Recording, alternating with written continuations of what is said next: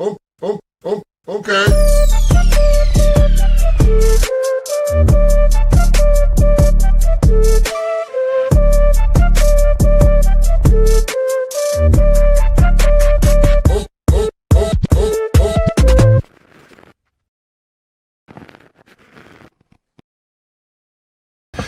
Good afternoon, everybody, and welcome to the Daily Herold here on Badlands Media.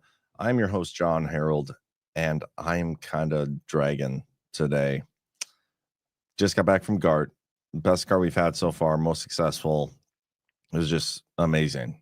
But as always, after the Garts, it's like a weekend full. It's more than a weekend. Well, I got down there, Wednesday? So Wednesday, Thursday, Friday, Saturday, Sunday, came back yesterday. So Monday, like 5 to 6 days of just constantly hanging out with people, engaging with people, having a great time, late nights, early mornings. And then you come home and it's almost like this like depressing feeling that you get. It's like you're on this high, and then you come down from the high of being around all the great people. And then not to mention just exhausted from no sleep. And that's today. Today I'm just like dragging. Also on top of dragging, trying to get into the swing of things again, back to the grind, back to the flow that I was in before leaving. Not easy. I'm having a rough day today. But the coffee's flowing. We'll see what we can do for you for a show. And I do apologize for not having a show. I think I skipped Wednesday, Thursday, Friday, and then Monday. So I do apologize for that. I typically try to do as many pre-recorded shows as I can when I'm going to miss, but I wasn't able to do anything for this last week. But I hope you guys enjoyed the Gart experience, for those who attended in person. For those who were there virtually, I hope you enjoyed it as well. We do our best to make those virtual tickets worthwhile.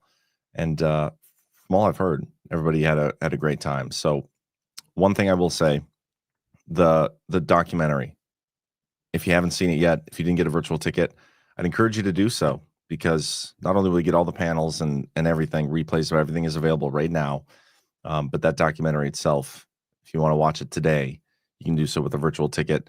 We will be releasing it in full on Sunday, or you can wait till then.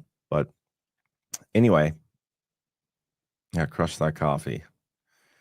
Yeah, so I'm going to go through plenty. Like, I completely checked out during Gart. Typically, even at Gart, I'm checked out, but I'll still at least kind of go through major headlines, scroll Twitter.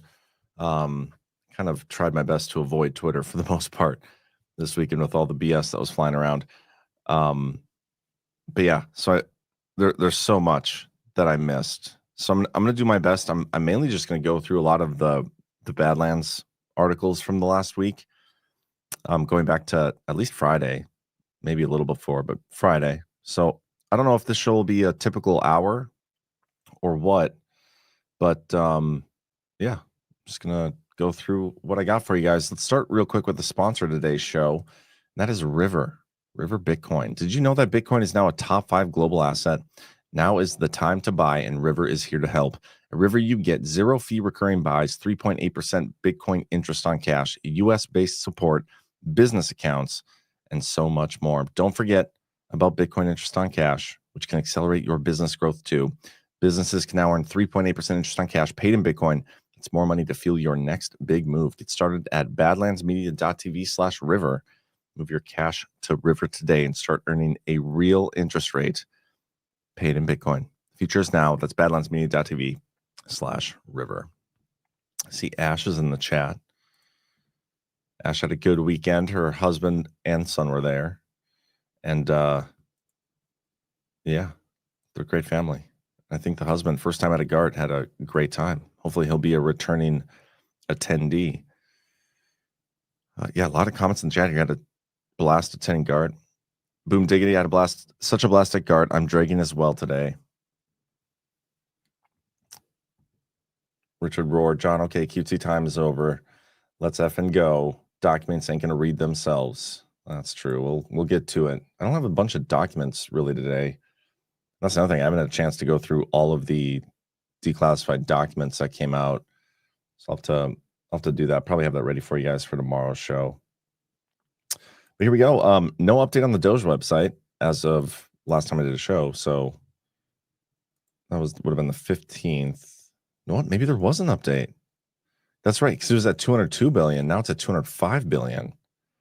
So the last two updates they've had have come 2 weeks apart each, and both were for roughly $3 billion. It's pretty minimal savings. There has not been hardly anything on the presidential website. No presidential actions. And that's going back to August 14th, the 90th anniversary of the Social Security Act. Sounds fun. Probably the biggest story from the last week or so is obviously the meeting in Russia between Trump and Putin. Trump and Putin signal progress toward U.S.-Russia cooperation. Trump was meeting with people from Europe today, and I'll get to that story here in a little bit. But let me discuss a couple things about this meeting. So at a press conference following their meeting in Alaska today, President Trump and Russian President Vladimir Putin highlighted areas of agreement and emphasized the potential for stronger U.S.-Russia relations. Putin spoke warmly of Trump and suggested a new footing for cooperation, also stating that if Trump had been president when Ukraine conflict began, there would be no war, expressing confidence that it would indeed have been prevented. He added, "I'm sure that this heritage will help us rebuild and foster mutually beneficial and equal ties at this new stage, even during the hardest conditions.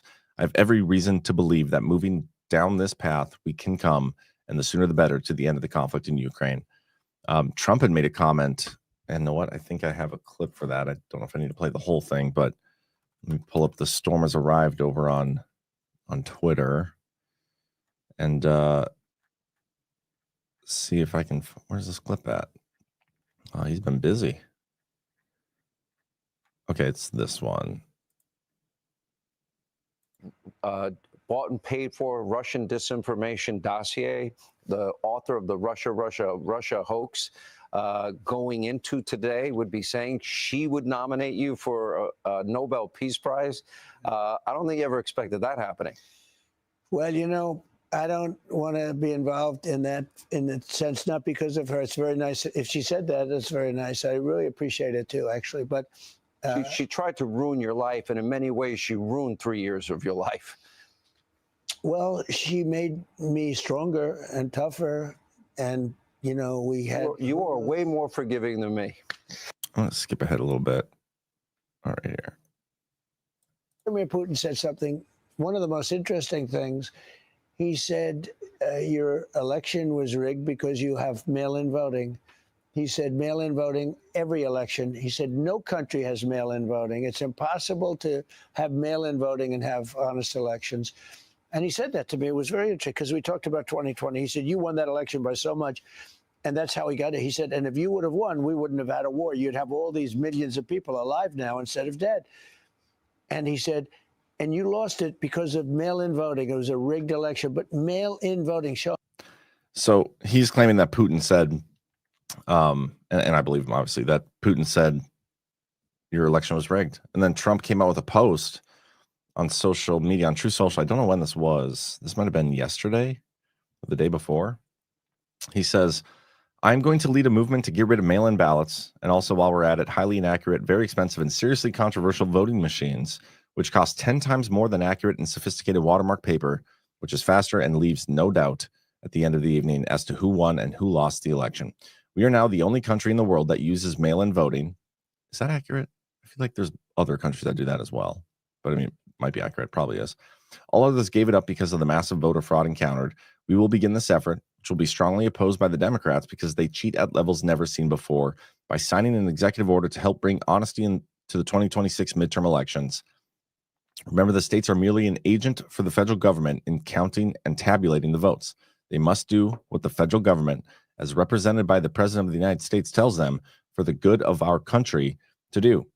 With their horrible, radical left policies like open borders, men playing in women's sports, transgender and woke for everyone, and so much more, Democrats are virtually unelectable without using this completely disproven mail-in scam. Elections can never be honest with mail-in ballots/voting, and everybody, in particular the Democrats, knows this. I and the Republican Party will fight like hell to bring honesty and integrity back to our elections. The mail-in ballot hoax using voting machines that are a complete and total disaster must end now. Remember, without fair and honest elections and strong and powerful borders, you don't have even a semblance of a country. Thank you for your attention to this matter. Donald J. Trump, President of the United States of America. It's a pretty baller post. And so I'm basically waiting to see what the executive order says. It hasn't come out yet. He's done a couple little executive orders having to do with election integrity, but we've been kind of waiting for something tangible. And this signals to me that that tangible thing is coming, whatever it looks like. I don't know. But I'm excited to see it.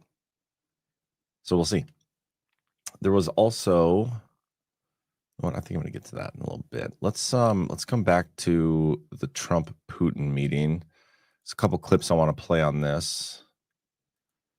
Here's the first one. This is this morning. Scott Bessent was on CNBC. He had this to say about Trump inviting Putin to Alaska. That there will likely be a bilateral meeting, and then perhaps one that includes President Trump. Is that where things stand right now? Well, Joe, let's go all the way back to Friday, because I want to set the record straight on what went on in Alaska. Alaska was a show of force by President Trump. He invited President Putin to land that the Russians used to own. He displayed a huge amount of military hardware and then did a flyover. It was kind of like inviting your uncontrollable neighbor to your house and showing him your gun case. So then the President Zelensky, we had a very good meeting with him and his team in the Oval for about an hour and a half. And then we met with the European leaders. It was an incredible group to have in the White House, all led by President Trump. And yes, the culmination of that was a call with President Putin. And my strong belief is that there will be a bilateral meeting between President Putin and President Zelensky. And that's the only way to end this conflict, is to get the two sides talking.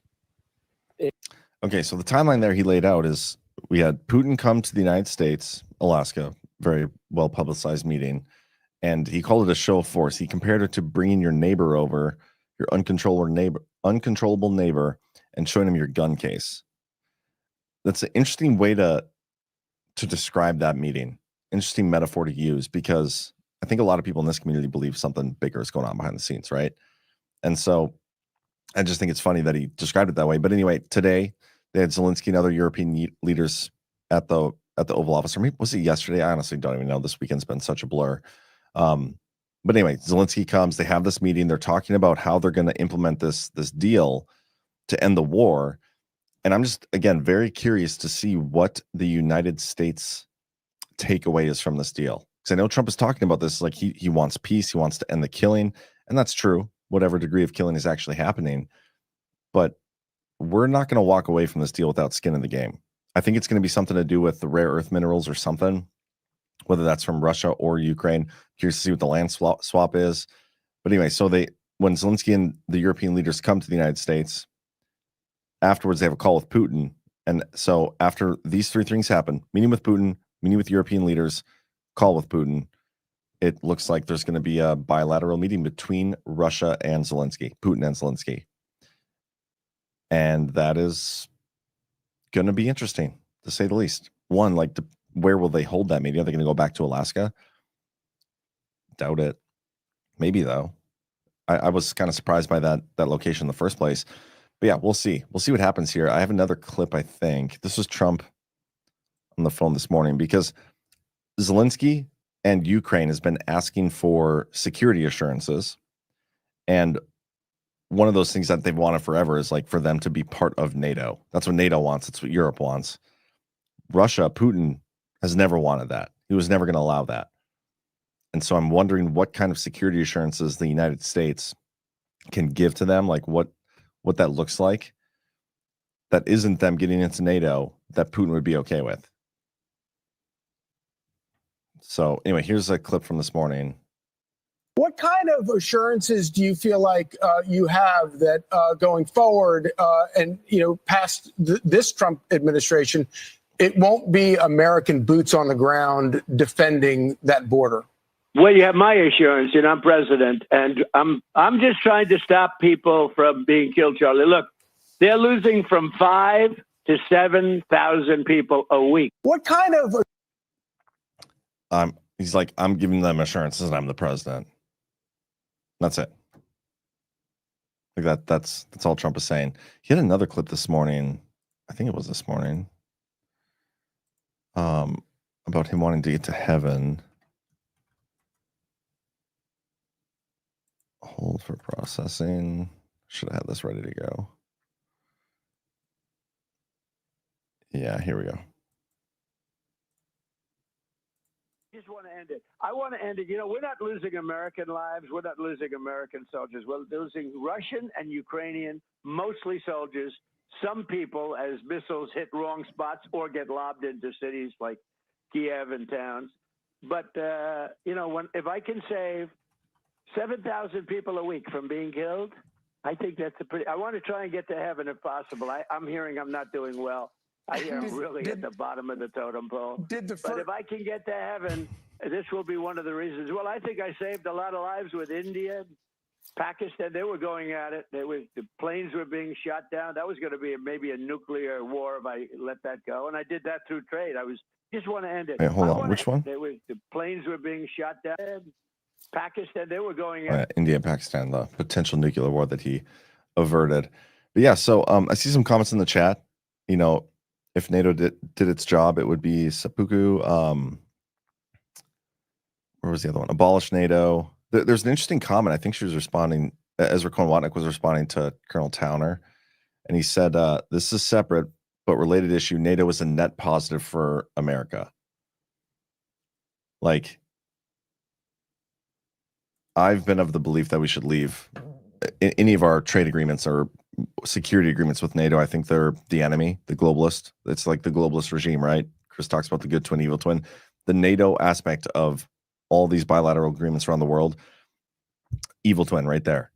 And I would love to leave them. Ezra Cohen-Watnick says it's a net positive for America. So interesting anyway. Let me see what else there is. If I have another clip on, I don't think I do. But here, let's talk about European leaders coming to the United States. European leaders joined Zelensky at White House for Ukraine talks. Yeah, so this was yesterday. Or no, was it today? Like, when was this meeting? I'm so confused. Okay, I think it was yesterday. Today's Tuesday. The meeting was on Monday. Okay, yep. President Trump will host Ukrainian President Volodymyr Zelensky at the White House on Monday in a high-profile meeting joined by NATO. Again, I'm catching up, so this is like, it's like drinking through a fire hose right now. Mark Rutte was there, who's the NATO Secretary General. A whole bunch of other European leaders, Prime Minister Keir Starmer, French President Emmanuel Macron, Giorgia Meloni, Friedrich Merz, Alexander Stubb, Ursula von der Leyen. The visit comes after Trump's Alaskan summit. Zelensky arrived in Washington late Sunday. I'm pretty sure I heard he was wearing a suit and tie. Let me see if I can find a picture. There's a great picture of him showing off his merch. So funny. Here is that's like not his normal, hey, we're at war garb.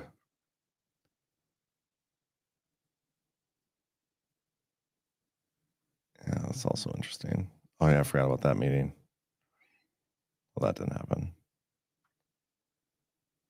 So I'm just scrolling, guys. I'm catching up on what's going on along with y'all. But yeah, so we'll see. They called Putin. They're going to be meeting soon. We'll see what happens. Real quick, let's talk about this. Just so John Solomon has released a few interesting things. There was a new declassification of, oh man, let me find this here. Just the news website.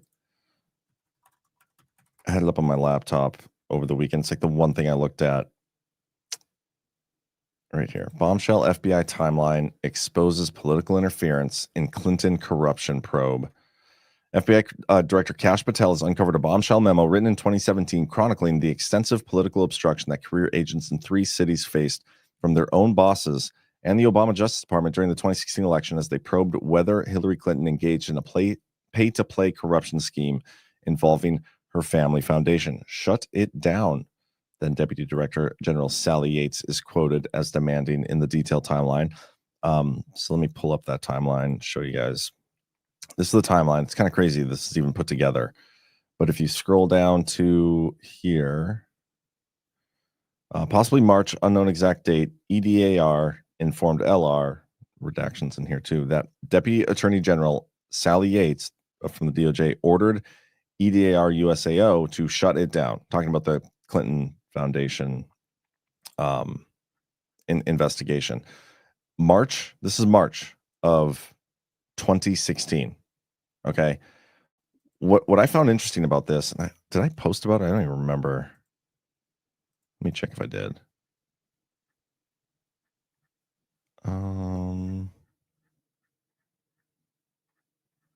I did. Okay.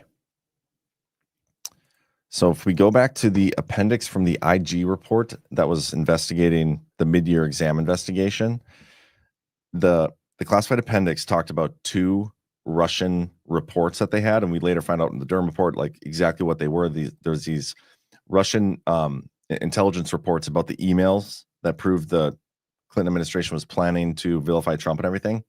Well, there's a section in there that talked about them wanting to shut down, like Obama wanted Loretta Lynch to shut down the investigations that were going on. And I'm going to read this section here. Most importantly, the FBI assessed that the information in the reports was inconsistent with Director Comey's experience with Lynch and the experiences of other FBI executives in the course of the mid-year investigation.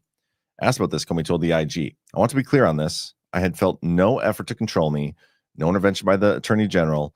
On their face, I didn't find any of these communications to be credible, that I read them as an effort by Ms. Wasserman Schultz to assure donors that this is not going to screw up the presidential campaign of Secretary Clinton, so I didn't find them credible on their face.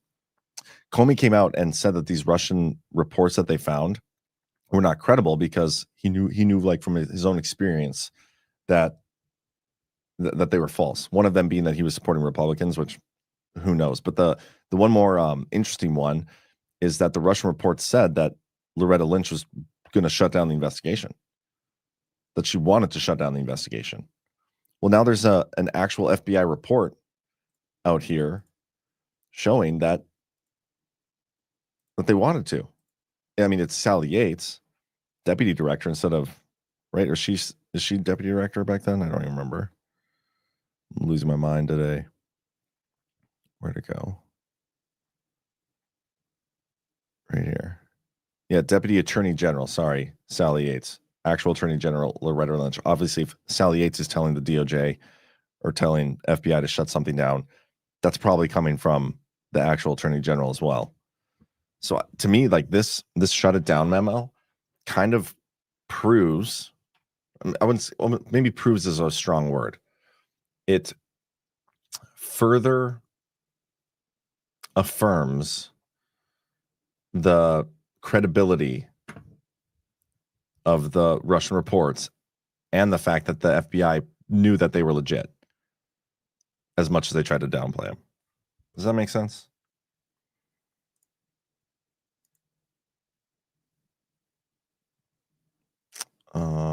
But her emails, unique chat for the cause. Thank you guys. How many things can you hang one person for? Can you hang him twice? Bear Arthur's Dick says the lengths the Obama DOJ went to protect the Clintons and to fraudulently accuse Trump was breathtaking. It is interesting they're going all the way back now to the Clinton Foundation stuff. Because that's even, I mean, a little bit prior to the mid-year exam stuff. Like they all kind of blend together, the investigations. But I do appreciate the fact that they're going back that far. And John Solomon posted or had this to say. This was posted last night by The Storm Has Arrived. Last week, we told you that the FBI had not one, not two, but three criminal investigations of the Clinton Foundation, but they were all ordered shut down by the Obama Justice Department. Remember the famous quote from Sally Yates, the Deputy Attorney General for Barack Obama, shut it down. Well, today we learned that there was another criminal investigation of the Clinton Foundation, not at the FBI, but at the Internal Revenue Service, the IRS. That too, well, it got shut down, ironically, in President Trump's first administration. We learned that from a lawsuit that's making its way, a whistleblower lawsuit making its way through the U.S. tax court system. Now, we're going to have more documents on this coming up in the next couple of days, so keep an eye on justthenews.com. The protection racket around the Clintons, Hunter Biden, all the others in the Democratic Party at the same time they were smearing President Trump with investigations and false Russia collusion allegations, becoming more and more clear just how much a dual system of justice we have. These documents are up on Just the News right now. We'll have new ones coming out in the next 48 hours. All right. The next 48 hours. That was yesterday, so I'm assuming sometime today or sometime early tomorrow morning, we'll have some more documents. I love when the documents come out. Get so excited. I'm hearing that Jack Posobiec is in the new media seat at the White House today. Lucky guy. I think I see his brother. He just like retweeted the Badlands Media post of it, so that's cool. Maybe that's him. Yeah, Kevin Posobiec. I assume that's him. But yeah, anyway, guys, this stuff is all super interesting. I think, you know, the more we get, the better. I do wish we could get more on the actual Russiagate stuff. It almost seems like they released the Russiagate stuff, and instead of releasing more stuff going forward, they're actually releasing more stuff going backward right now, which is interesting, you know, giving us more of a scope. I'm not saying it's not interesting. It's not good stuff. But some of this other stuff is prior to Trump actually being in there. And so I don't know if that's like the statute of limitations. I don't know what their goal is with releasing that. If it's like more, hey guys, this is some motivation and you just more examples of the intelligence community taking up the, taking up the mantle for Clinton and the deep state. So I'm not saying it's a bad thing at all. I love it. I love the disclosure. Any disclosure we can get, I'm here for it. It's just it's like they're working backwards now, and that's notable. Michigan White 1963 says, could it be they're working or they're going further back for the RICO investigation? They could be. You know, it's the statute of limitations aspect of this is going to be a tough hurdle to overcome. Because there's some of these crimes, like even some of the things that Comey was doing in terms of leaking and all these other things we saw last week, the discussions that are being had is like, well, you know, this is beyond the 5-year statute of limitations, but there is this one like rider attached to that law that if he did it this way or for this reason or something, then it's a 10-year statute of limitations that we can get him. And, you know, I don't know. We'll see. We'll see what happens. The whole depravity of, or what was it? Deprivation of I can't read. See, this is what happens, guys. I disappear for 5 days at these conferences and I come back. My mind is like mush. I can't even think. Oh, what? Denzel said it best. My only regret is that I only get to kill you once. Is that a real thing? Eileen Mishad, 17. John, what's your take on Newsmax settling with Dominion? Libs are having a field day. Yeah, we'll get to that story. Let's see what I have next. Real quick, before we get to some more Badlands news, I thought this was an interesting story. Last week, the CEO of Intel came and met with the White House, and even prior to that, Trump like called him out on social media, like, yeah, this is terrible. This guy, he's got a bunch of stock in CCP military companies. Like, what's he doing? Came to the White House after the meeting. He's like, we're gonna look at this a little closer. He's got an interesting background. Like, he wasn't super positive about him, wasn't super negative necessarily either. But then now this came out this morning. I think it was Howard Lutnick who signaled it. Yeah. Oh, should I play this clip? I'm just gonna read the story. Lutnick says Intel has to give government equity in return for CHIPS Act funds. So the Biden administration basically lined up all these grants to a bunch of these companies under the CHIPS Act, and the United States now under Trump is like, hey, we're giving you all this money. If you want any more, you're going to give us equity stake. Commerce Secretary Howard Lutnick said Tuesday that Intel must give the U.S. government an equity stake in the company in return for CHIPS Act funds. We should get an equity stake for our money, Lutnick said. So we'll deliver the money, which was already committed under the Biden administration, but we'll get equity in return for it. Bloomberg reported Monday that the White House was discussing a 10% stake in Intel in a deal that could see the U.S. government become the chipmaker's largest shareholder. And all this makes me think of is going back to the MP Minerals from like a month ago. That story came out where the Department of Defense became the majority shareholder in that company,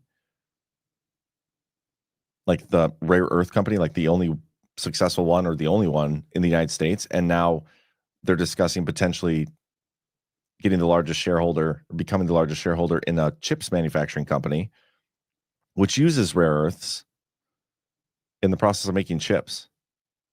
It's like the Department of Defense, the United States government, is federalizing the production of chips and rare earth mining. I just thought it was interesting, notable.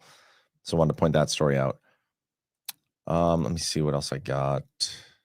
There's this from Just the News. Evidence builds that DC crime stats were manipulated as Trump calls for an investigation. An old lawsuit resurfaces that may introduce evidence that the Washington, D.C. Police Department manipulated crime statistics for years. Just weeks before President Donald J. Trump announced a federal takeover of Washington, D.C., police and Metropolitan Police Department quietly settled a retaliation lawsuit from a whistleblower who alleged the crime statistics were manipulated. The lawsuit, which has been part of public court records for years, has garnered renewed attention as part of a growing body of evidence that the city of Washington, D.C.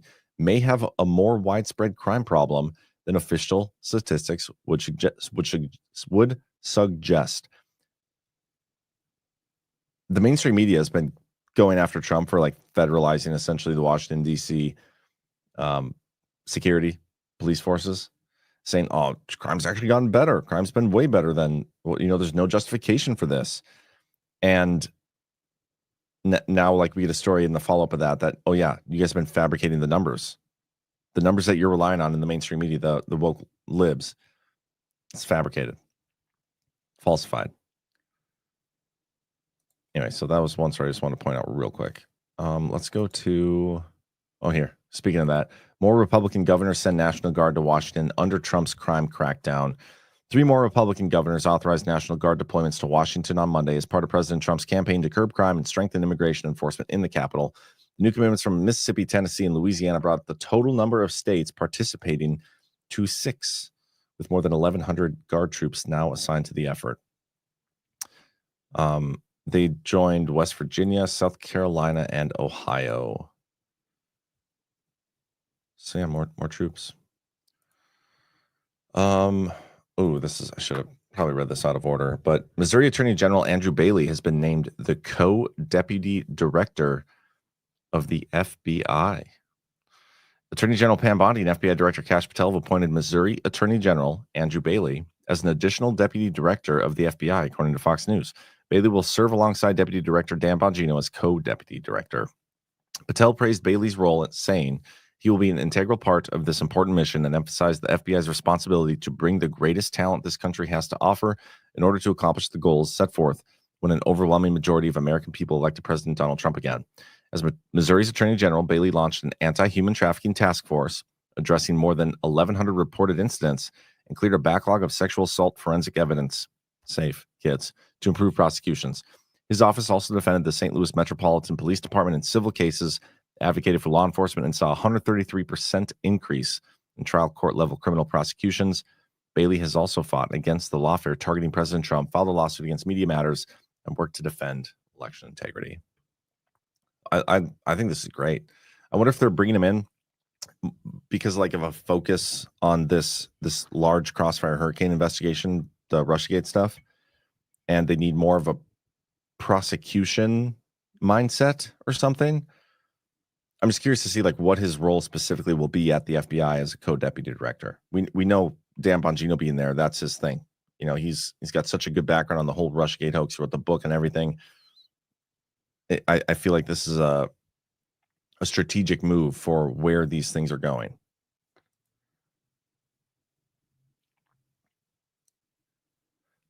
Robin Sue, I think good federal government oversight for U.S. chip manufacturing here at home is a good idea. PJ Corrigan, good to see you, PJ, by the way. Isn't the combination of government and industry fascism? You could probably make that argument. PJ Corrigan, assistant to the deputy director. I love that. That's so funny. I wish I would have thought of that first. Anyway, let's keep going here. Oh, actually, before I do that, Richard Rohr says, so if the news is fake and gay, how do we know what we're reading is real? If you had your virtual ticket to Gart, the last panel we did, the Future of Past panel, they had a great discussion on some of this stuff. And I'd encourage you to watch it. We might end up posting that panel alone on YouTube or in Rumble or something, just as like a little promo for Gart. It was so good. Joanne Pop, it's good to see you. All right. What else we got here? Britain drops Apple backdoor demand after U.S. deal. Weird headline. Britain has abandoned its push to force Apple to create a backdoor into its encrypted services, U.S. Director of National Intelligence Tulsi Gabbard announced on Monday, saying the measure would have granted access to protected data of American citizens. I wonder if this has anything to do with them being at the White House. Like all these European leaders are at the White House, and then that night after this meeting, the UK has agreed to drop its mandates for some of these backdoor access things. Trump's swinging that stick around. Oh, what else I got? Oh, Bill Barr has testified in House Epstein probe.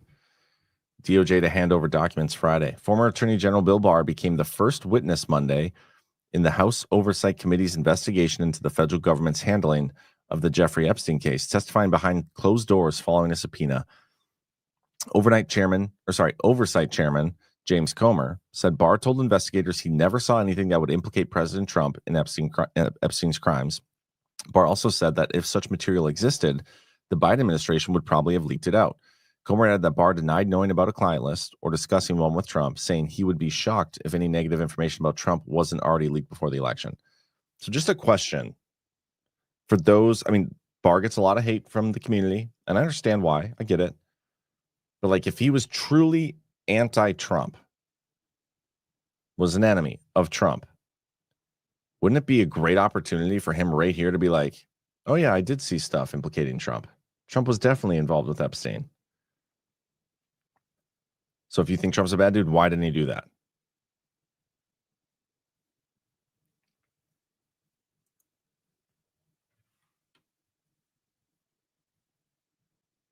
And that was a legit question. If anybody has an answer, I'd love to know.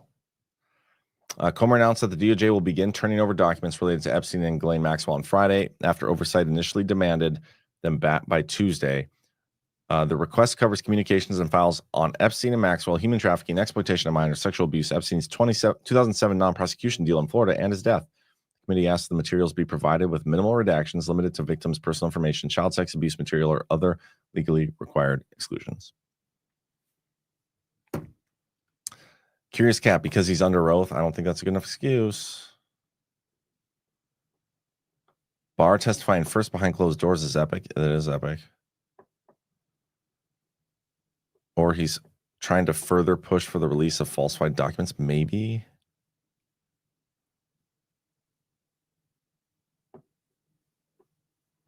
Unless Bill Barr was close with Epstein as well and Trump saved Epstein. I don't know. I don't know, guys. I've never wavered from, I don't think Barr is the bad guy everybody thinks he is. I haven't, maybe I'll say it better. I haven't seen evidence yet to convince me that Barr is a bad guy. Actual evidence.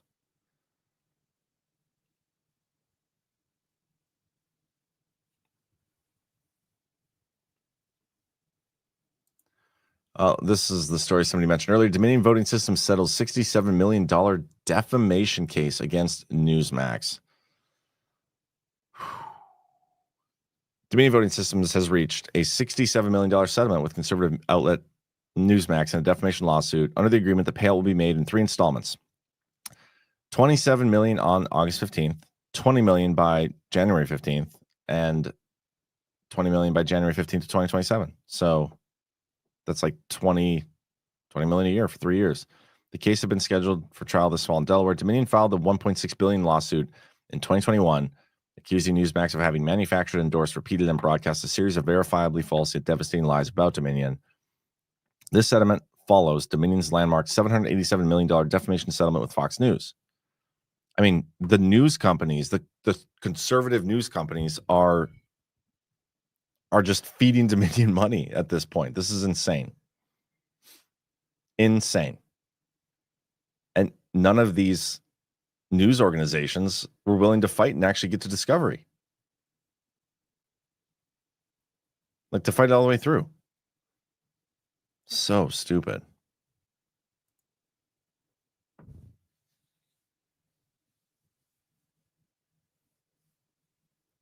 Didn't the Smartmatic guy get indicted recently for Venezuela blackmail?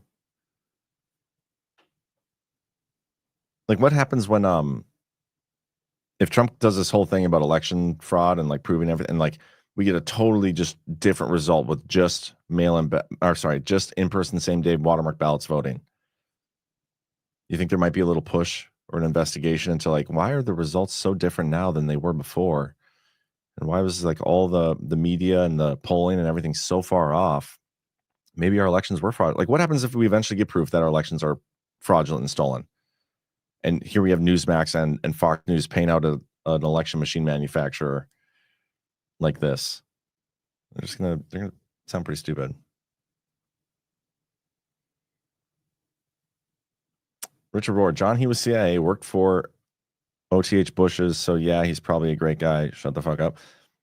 Richard, didn't you? Nah, never, I'm not even gonna say it. But you gotta critically think sometimes, Richard Rohr. Use the critical thinking when you can. PJ Corrigan, 3 easy payments and 1 fucking difficult payment. Yeah.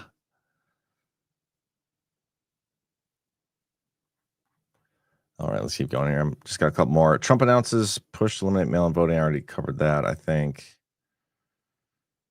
Then we got this. Trump's weaponization chief signals new moves against Schiff and January 6th committee members. Ed Martin, head of President Trump's Justice Department Weaponization Working Group, hinted Sunday that a fresh investigative actions may target Senator Adam Schiff and members of the defunct House January 6th committee who were not pardoned by Joe Biden. Have we had any updates on the auto pen, by the way? I haven't been paying too close attention again because of the weekend.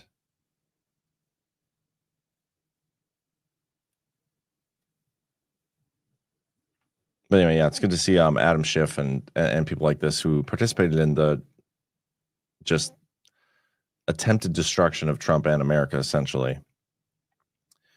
Nice to see them being investigated. Sorry, I'm distracted by the chat now. You guys got me hooked. And I think that's that might be the last actual story I have that I wanted to go through today. That I had ready to go. Gotta get stuff prepped for my kids are in school now.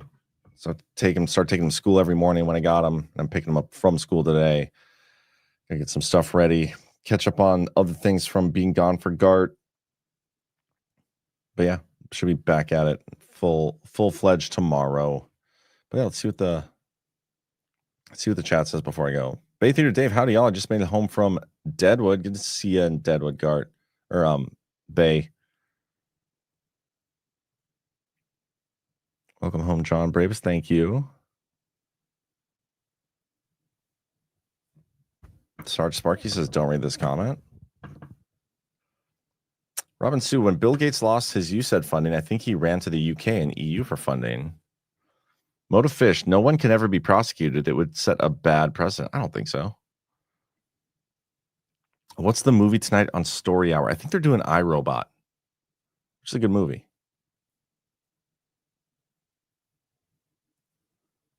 I would encourage you guys to check that out and watch that show. That shows they do a really good job. John, show the video I texted you. It's hilarious. Let me see what you texted me. Give me a second.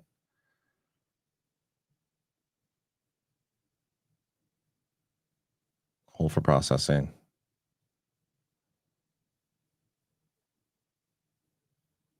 Okay. Well, I just gotta get it to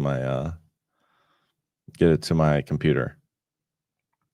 I will show this. This will be my little outro video. Before I even play this, guys, I forgot. So we've been teasing like the launch of our lotion brand. I didn't even talk about it yet. I actually kind of like low-key forgot to promote it the way I should have at Gart. So I'm gonna do it now. We obviously a while back we lost a source of income from a lotion sponsor, and we just decided, you know what, we can do this ourselves. And so Cheryl on the back end of Badlands here is is partnered with a Badlander, and they've been working with towards developing a lotion brand.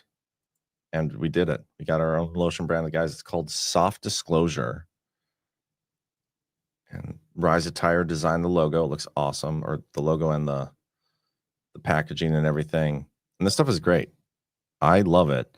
I'd encourage you guys to check it out. And the reason you should check it out is the profit from this stuff is directly supporting Badlands Media and its creators. So softdisclosure.com. Give it a shot. We have deodorant, tallow bars, and 2 things of lotion now. We're working on developing more. But you want to support Badlands Media and get awesome soft skin in the process. Get some Soft Disclosure. It's great. I was passing this out on what was it, Saturday night after the DPH. I wore my overalls and that like hat, and I had the overalls. There's like a little pocket in the front, so I had the lotion in there, and I was just like walking around like squeezing it on people's hands. It was really funny. At least I thought it was funny. I was a little, I had a drink or 2 in me at the time, so maybe it wasn't as funny as I thought it was. But yeah, check it out. Softdisclosure.com. Support Badlands Media. We're gonna work to start doing stuff like this along the way. Is like when we can, we'll just develop our own products and support ourselves, because we can obviously support ourselves more that way. Okay, I'm gonna play the video that Ash sent in and go from there. Now you have to make another lotion called Hard Disclosure. Yeah, that's we'll see. Okay, here's that video Ash sent in. And then after that, I'm gonna play the outro video. Thank you, everybody. I don't see any rants in here, so I'm gonna peace out. You guys have a great rest of your day. I'll see you back on here tomorrow, 1 p.m. Eastern, right here on the Daily Herald. If I ask you to turn off the body cam, you have to turn it off, and that's your protocol. She's a fucking lawyer, so she knows. Well, that's bullshit lawyer stuff, so that's not true. So we gotta go. No, it is. That's law. I'm an AG. I'm an AG. Good for you. I don't give a shit. Let's go. We're going. Let's go. We're leaving. Please don't put your hands on us. Can you get your children out of here? Like, I don't know why. I'm sorry. What? Let's go. Let's go. Let's go. They're 2 full-grown women and mothers. All right. You're just being detained. You're just being detained. I'm an AG. I'm an AG. I'm an AG. What do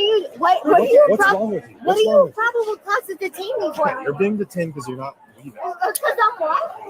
Can you relax? Sir, she's not doing anything wrong. AG. She's not leaving. I'm an AG. She's an AG. Buddy, you're not. She's not being arrested. Let's go. I'm not being arrested. You're putting me in cuffs. I'm not being arrested. Do you have any weapons on you? No. I'm an AG. Her badge is in the car. You want to go get a badge? Let me tell you something. You're Buddy, arresting. get the hell out of here. Buddy, just seriously. You're arresting an AG. Let me tell you something. You want to arrest right now? No. You're putting me in handcuffs and you're Mirandizing. You're not Mirandizing me. Relax. Read all about it.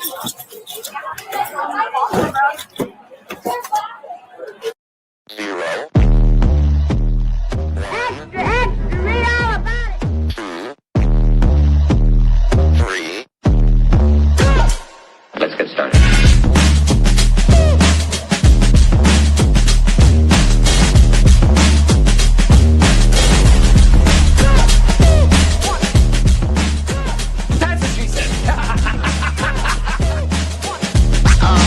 Oh, that's real good. Why they stopping me?